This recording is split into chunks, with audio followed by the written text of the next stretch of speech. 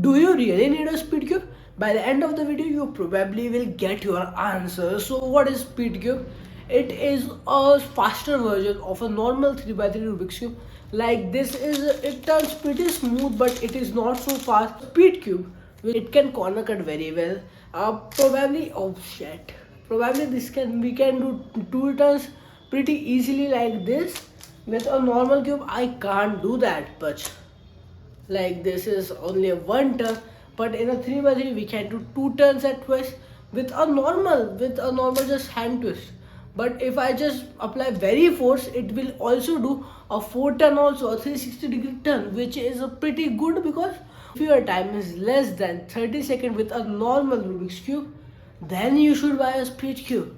And let's take an example. If your time is less than 30 seconds, and if you get a speed cube, so probably your time will be around 22 second, 22 second, 18 seconds, like that. But if remember my word, if your time is more than 30 seconds, or if you take 50 seconds, 60 seconds to solve a Rubik's cube, that is pretty dangerous situation. That is not when you should buy a Rubik's cube or speed cube. Because what happen is that now, when I'm doing a Rubik's cube solve, there are the hand movement is so fast, and because my mind actually reads the cube. The original time of thinking is very low, and the solving part is more. But when you are a beginner, you take 50 seconds to solve. That means you probably don't know how to solve a beginner method or C4 method. Or if you know this how to solve a C4 method, that means you have very you take very pauses in between cubes, so it will take time. And literally we can't do, and no cube can reduce your cubing pauses.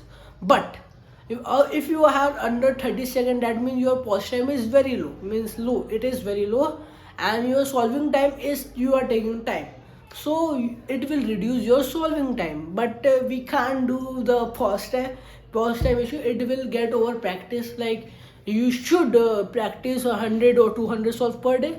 It is average what we can do. And also if you average around 30, let's say if you average around 30, so also you can buy a Rubik's cube. And if you don't, if you get on 40, 50, just try to get there 30, then use the Rubik's cube. Because if your time is around 50 seconds, 60 seconds, this much, if you buy a speed cube, invest a heavy amount of money into that, but the delta will remain the same. Delta is zero, because there is no change on Rubik's cube, because you are timing on Rubik's cube, because you are not skilled enough to use a speed cube. Because if you are buying a speed cube, you need to unlock the full potential of the speed cube.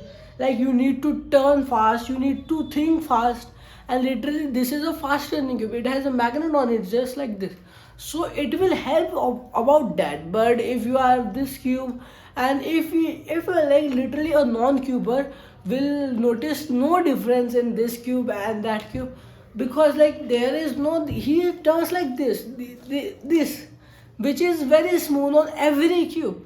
So there is no need to buy a speed cube if you average around 30 seconds. That's a very important video, because many of my friends have a GAN 11M Pro and 12 maglev, and then they have many more, but they average still around 40, 50. And this is the problem. Like this is not so expensive cube, it's around $10. But it has magnet. In India it is like 800-700 रुपए का मिल गया भाइयों. So yeah, it is very cheap, but still I am able to unlock its potential. Like literally I can make a 15 second solve on this, but I haven't practiced for long. But then why, that's the reason. Like you should buy a Rubik's cube, a speed cube, when you average around 30 seconds or less than 30 seconds.